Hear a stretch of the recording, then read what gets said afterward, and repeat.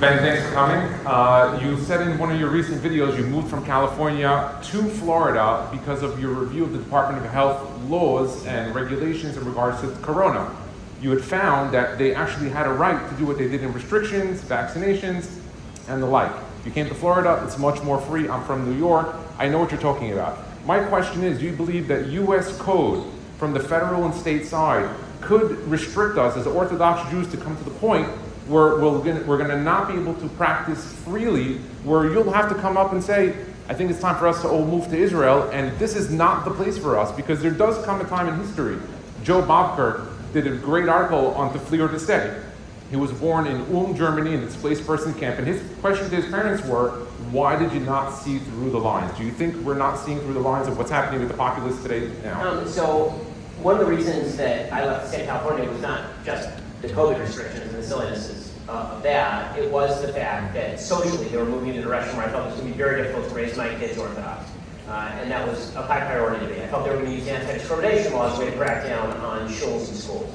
And they did. And they have. And they will do significantly more of it in the future if allowed to by the Supreme Court. The Supreme Court is acting as a bit of a bulwark against that right now, thanks to President Trump's elections. But the question as to how close we are to that changing is an open one. There are a lot of old justices on the court that can shift, and you could see a reversion to anti-discrimination law, meaning really anti-religious law, winning the day in places like California. Now, again, Florida has been a state that has moved significantly to the right. I think one of the best things that's happening in the United States is the big sword. There are a lot of people who are very angry that everybody who is right-wing is moving into Florida, and the country is becoming more polarized between red and blue. And I think to myself, that's great.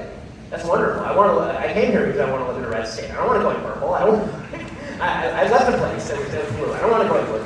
So I'm not nearly as fearful about the future in the state of Florida as I was in the state of California. But obviously, when core liberties are under threat anywhere you are, you have to be thinking about what comes next. So I think we're close to that point in Florida. I don't. So I think they're a lot closer to that point in California. I really, really do, which is why I got my family out of it.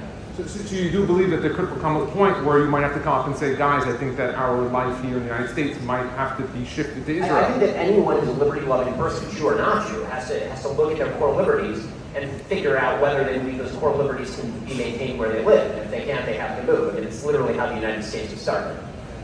Very good, thanks. So Ben, you've spoken